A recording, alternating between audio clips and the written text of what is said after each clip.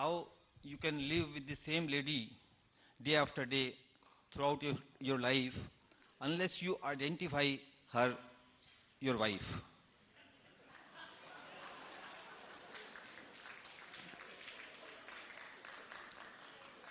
And my second question is... No, we'll handle one at a time.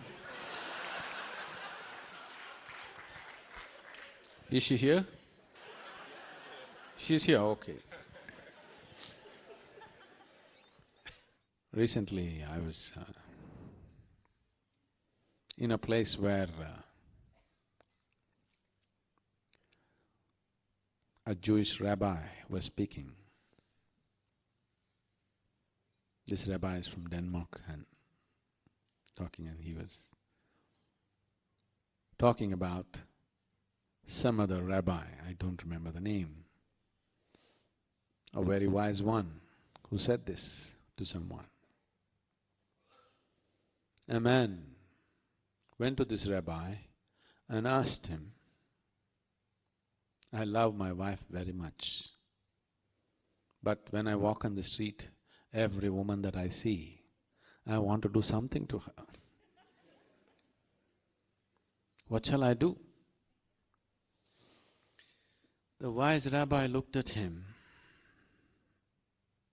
and said, Son, it doesn't matter where you work up your appetite as long as you go home and eat.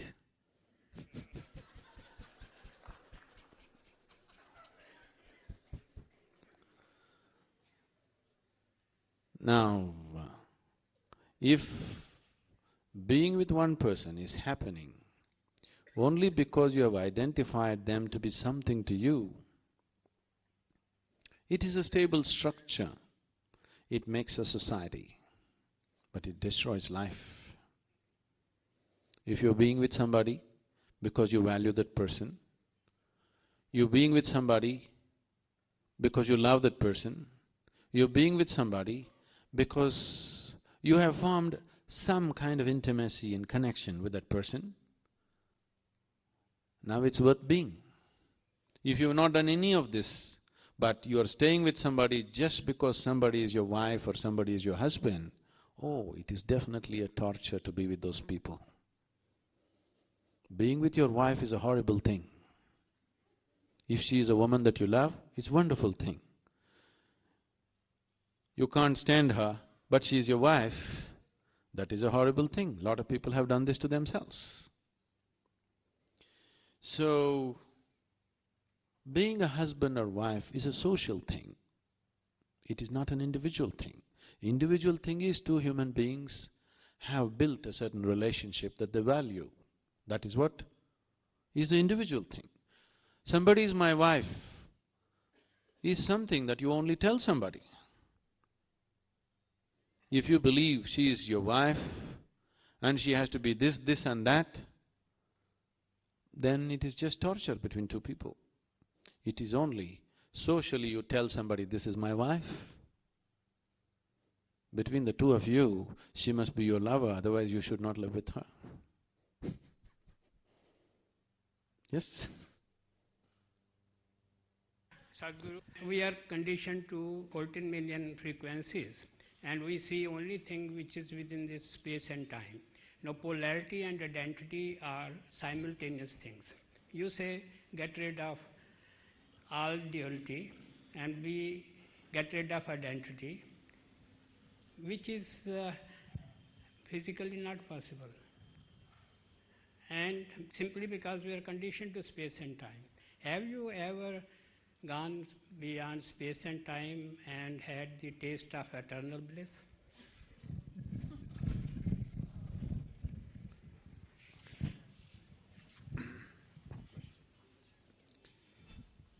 Now,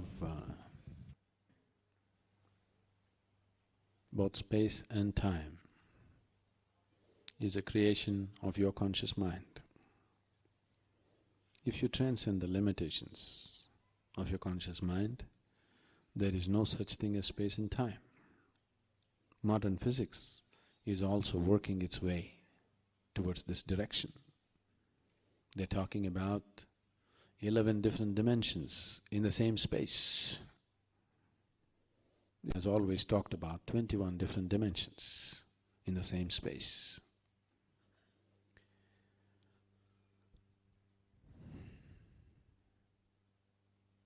Many years ago,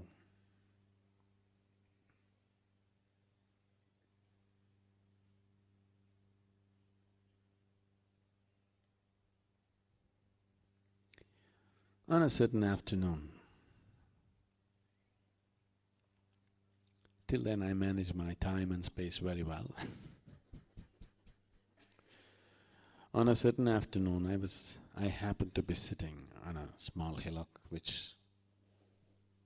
I was involved with, which I loved, which I knew very intimately.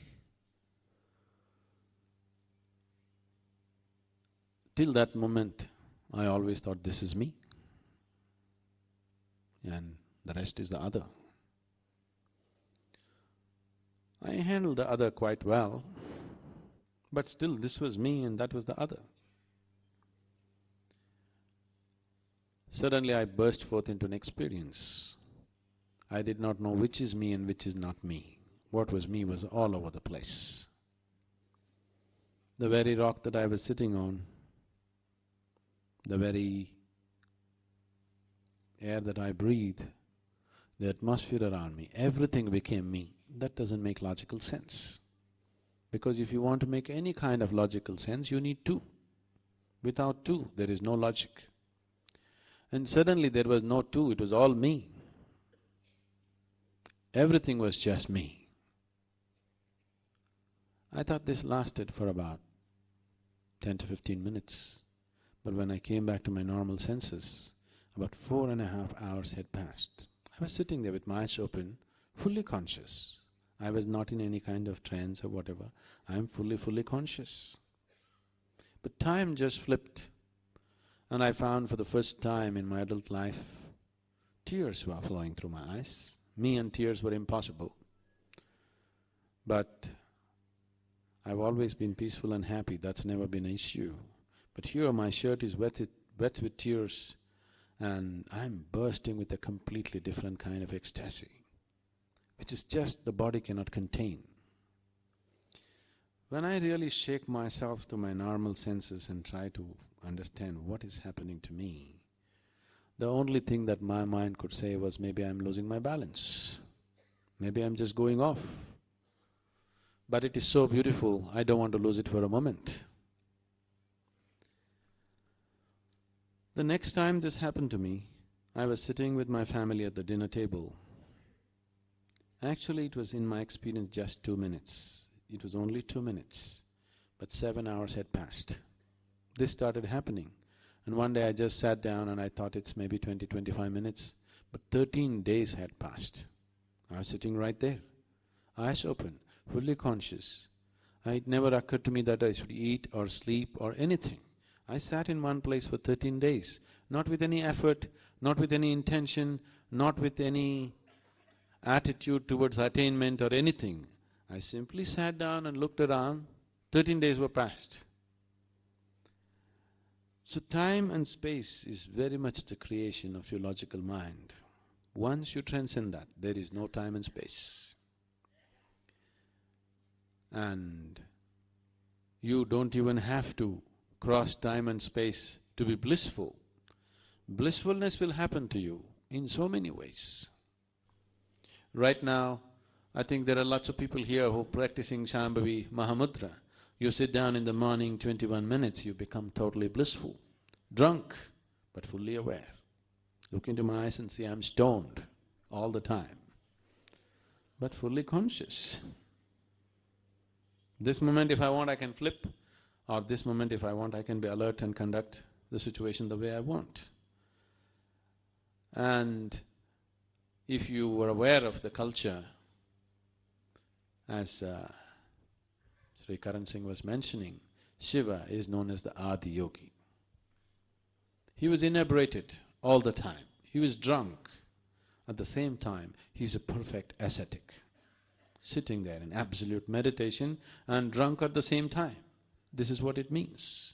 And this is how all of us should be. Absolutely inebriated, but perfectly stable within ourselves.